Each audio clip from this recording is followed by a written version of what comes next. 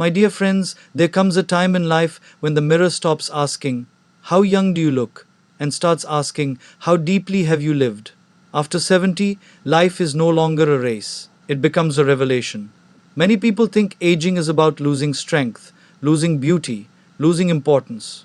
But I have met some of the happiest souls in their 70s and 80s. They may walk slowly, but their minds are peaceful. Their eyes shine with wisdom. Their hearts are lighter than many young people carrying the burden of comparison and competition.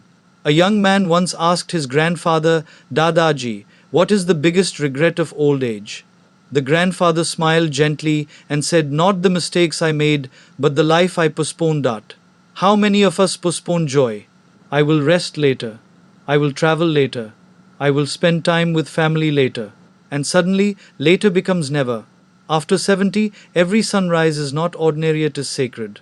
Life is no longer about collecting things. It is about collecting moments. The tea tastes better. Conversations become deeper. Silence becomes meaningful.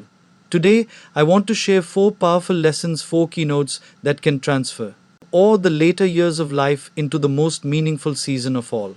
Because 70 is not the end of life, it is the beginning of living wisely. Number keynote 1. Stop counting years, start counting meaningful moments. Many elderly people spend their days counting medicines, doctor visits, and birthdays. But a joyful life begins when we stop counting years and start creating moments worth remembering. I once met an elderly school teacher in a small village. He was 78 years old. His children lived abroad, and he stayed alone in a modest house. People felt sorry for him, but every morning, children from the neighborhood gathered outside his home. Why? Because he taught them stories under a mango tree for free. One day, someone asked him, "Aren't you lonely?" He smiled and replied, "Loneliness comes when life stops flowing through you." What beautiful wisdom! Many people retire from work but unknowingly retire from living. They stop learning, stop laughing, stop contributing. Slowly, the spirit becomes tired even before the body does. My friends, purpose is oxygen for the soul. After 70, you may not run fast, but you can still guide someone. You can bless someone. You can teach patience, values, kindness, resilience, the things Google cannot teach. A grandmother teaching her granddaughter how to cook with love is not passing time. She is passing culture.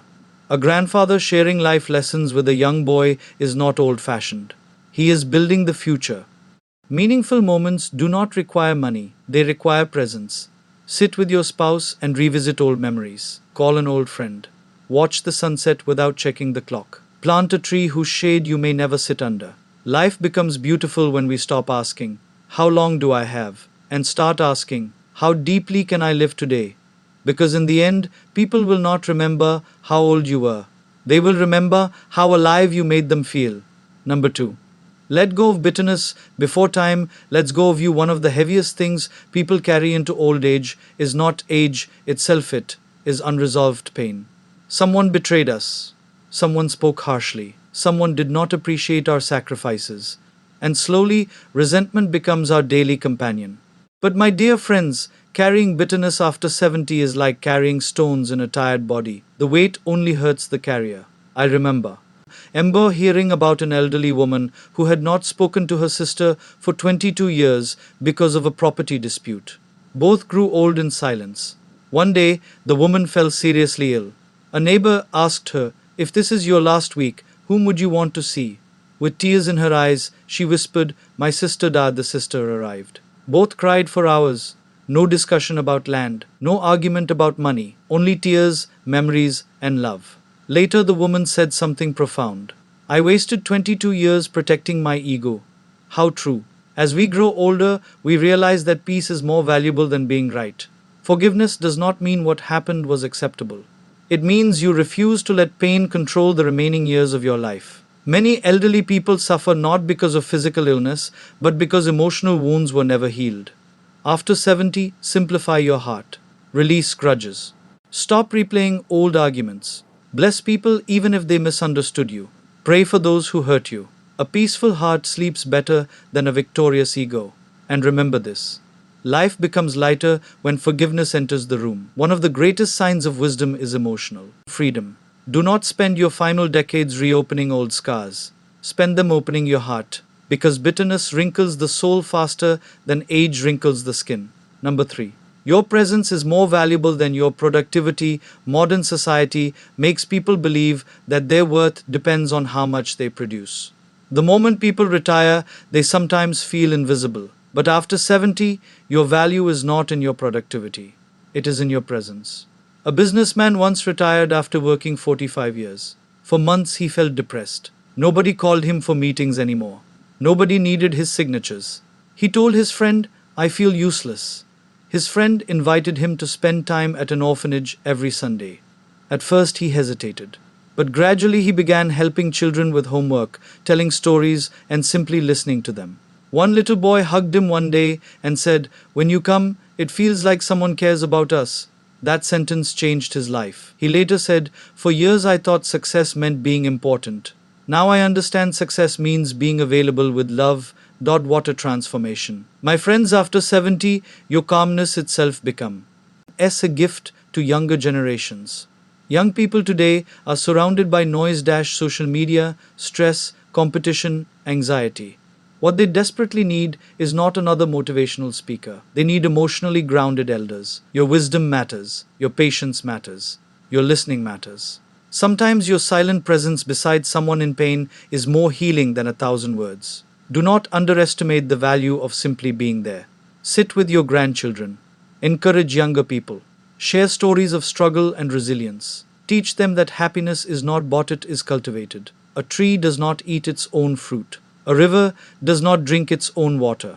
Likewise, the true beauty of old age is in becoming nourishment for others. You may feel slower physically, but spiritually you can become stronger than ever.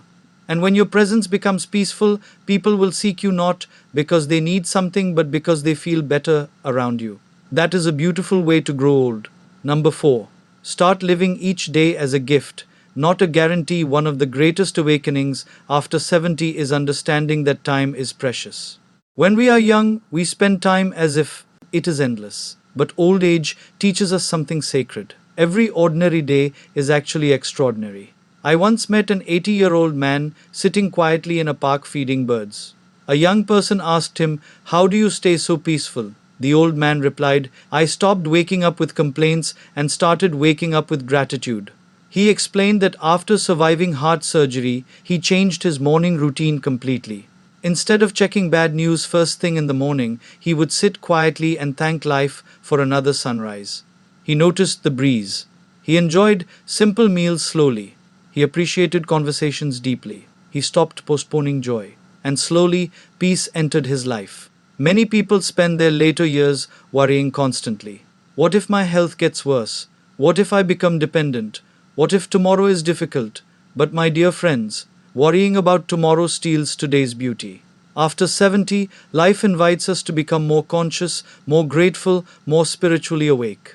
Do not wait for special occasions to feel alive. Wear your favorite clothes today.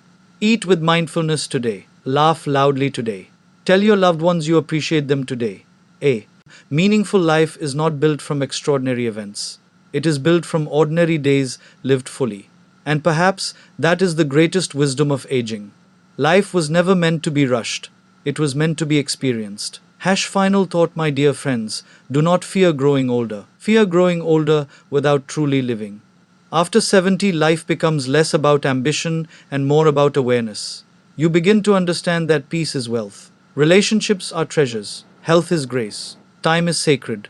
The world may celebrate youth, but wisdom belongs to those who have lived, suffered, learned, and still chosen kindness. So do not waste another day in regret. Do not spend your mornings worrying and your evenings complaining. Do not wait for perfect health, perfect people, or perfect circumstances. Life is happening now. Call the friend. Forgive the mistake. Take the walk. Watch the sunrise. Pray deeply. Laugh freely. Love openly. Because the most beautiful chapter of life is not necessarily the first one. Sometimes the final chapters carry the deepest wisdom, the purest peace, and the truest joy. And remember, a candle does not lose its beauty because it burns slowly. In fact, its light becomes softer, warmer, and more meaningful. So after 70, do not merely survive. Live gently, live gratefully, live spiritually, and most importantly, live fully.